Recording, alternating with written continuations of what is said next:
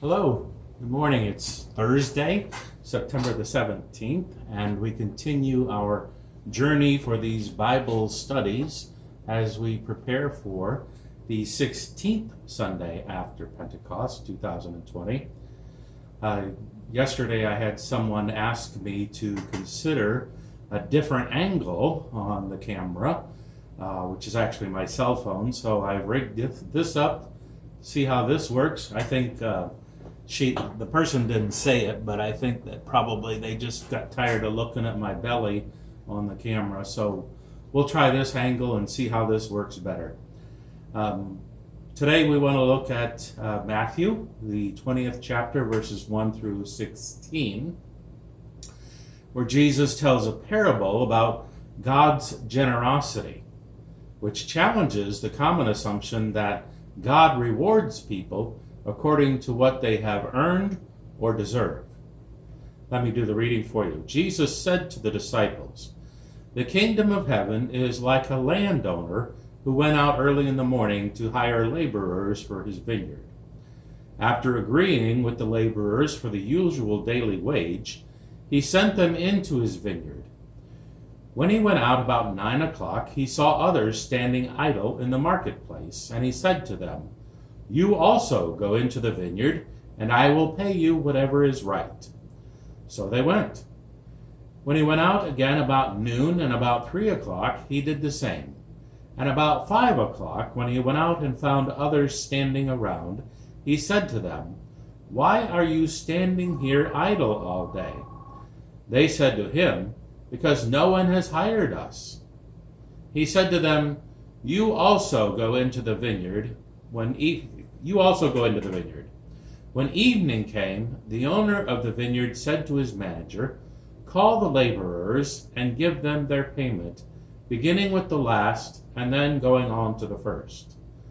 When those who hired about 5 o'clock came, each of them received the usual daily wage.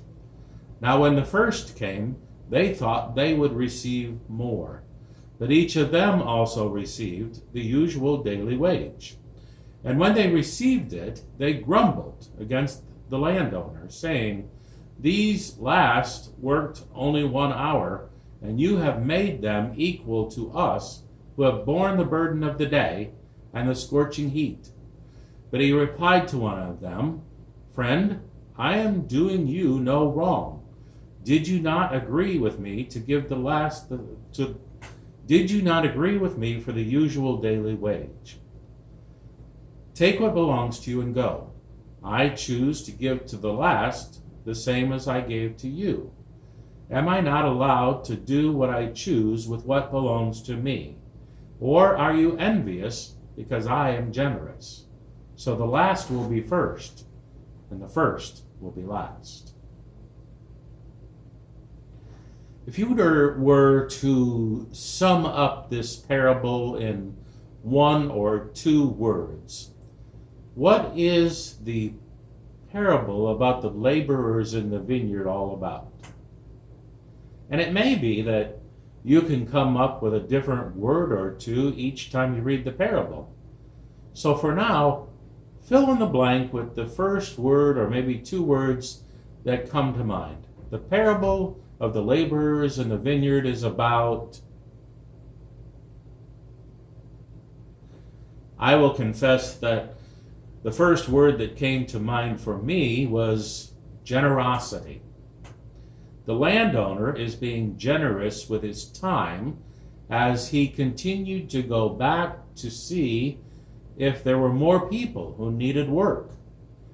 And later, he is generous with his money as he chose to pay everyone the same amount, even though there were some that felt like they deserved more than the others. One commentator wrote that this parable of the landowner in the vineyards is about the 9th and the 10th commandments, and the laborers are coveting. And while covet may not seem the most obvious word to describe what's going on here, it does fit with what Jesus is trying to teach. We covet what God chooses to give to others. And perhaps that is where today's gospel connects with Sunday's first reading from the Old Testament book Jonah, and how Jonah was upset with God that God would be merciful and gracious to the people of Nineveh. We're invited to see ourselves in the gospel stories, specifically today talking about this gospel, but also in other biblical stories, like the first reading for Sunday from Jonah. How does that story apply to our life? Where do we fit into the story? And how do our attitudes reflect the people in the story? When we read today's parable as an allegory, the wages at stake are not actual daily wages, not money for laborers in the vineyard. The wages are about forgiveness, life, salvation for believers. We may not literally be laborers in a vineyard, although we are co-workers in the kingdom of God. And the point of the parable is not that other people are getting blessings and we are not. The point is more like Jonah. There are people who are receiving God's blessings and we think they don't deserve them. The workers in the parable were not upset that the laborers who came paid, the workers who came later got paid. They deserved to be paid. The earlier workers got upset because they thought that the laborers who came later did not deserve the same amount that they got. The earlier workers felt they should get more. They weren't begrudging the later laborers of getting a daily wage. They just felt like they should get more than the daily wage. They should get more than everybody else. The sentence that makes me think that the parable is more about generosity and that the parable has more to say about God than it does about the workers is that landowner's statement right near the end of the parable, where the landowner says, "Am I not allowed to do what I choose with what belongs to me? Or are you envious because I am generous?" The point is that God's grace, mercy, and forgiveness are God's to give away as God sees fit. Verse 16 is the verse that actually concludes today's readings, and it can often, in my humble opinion, that's for Jim, our president from last Sunday, it can often confuse people, I think. Verse 16 is the one that says, "So the last will be first, and the first will be last." And there may be some people who read that and think that in order to be first in the kingdom, I should somehow try to be last in some way. Well, that sounds more like you're trying to manipulate God than actually being humble. In this parable, those who were hired last are paid first, and those who were hired first are paid last. And those who are hired first wait to be paid, and they begin to think they're going to get more than they agreed to when they were hired.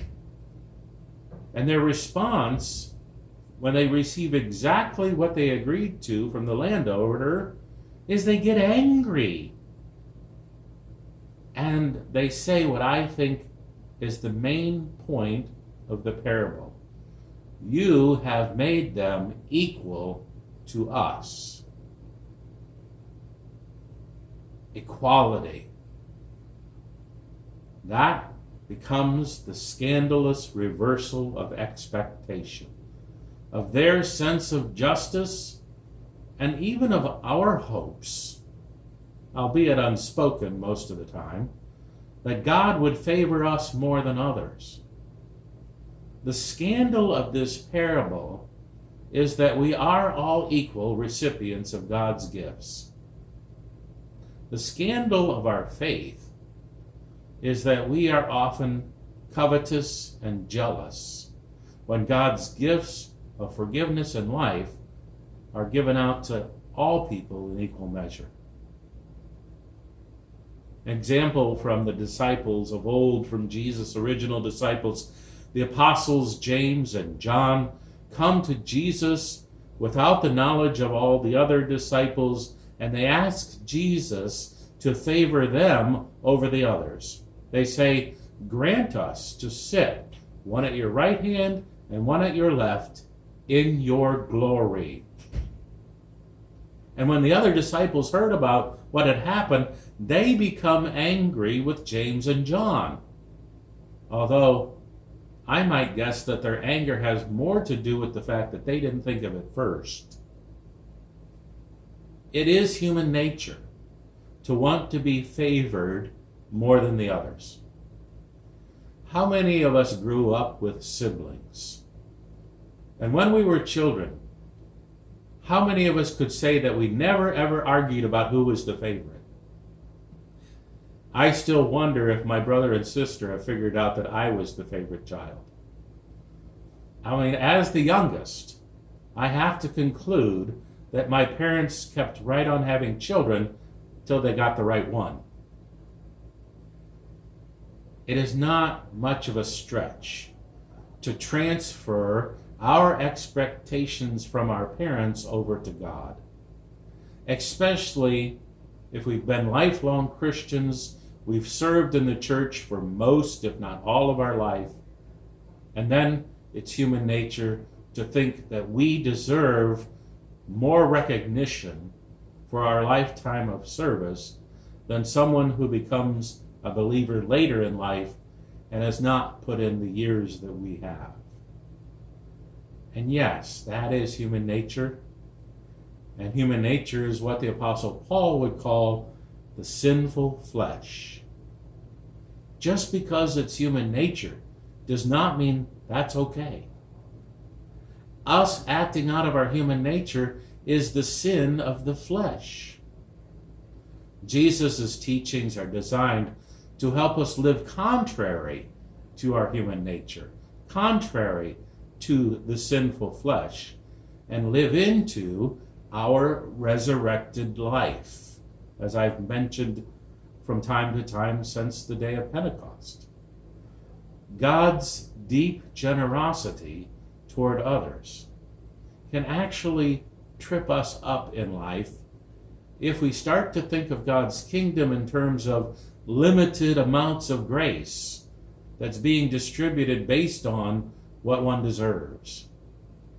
That's what most people think karma means. People getting what they deserve. Yet most people want karma for other people, not necessarily for ourselves. The gospel's surprising equality marks the reality of God's work and God's desire for the people of God. Jesus' call for us to live into our resurrected life is a call for the church to live in a way that makes it clear that there is a surprising equality among the people of God, which is based on God's amazing and limitless generosity. Thank you for joining me today as we continue this journey along toward the 16th Sunday after Pentecost, September 20th, 2020. This concludes the week for us with the gospel reading. I hope you have a great day. Take care. God bless.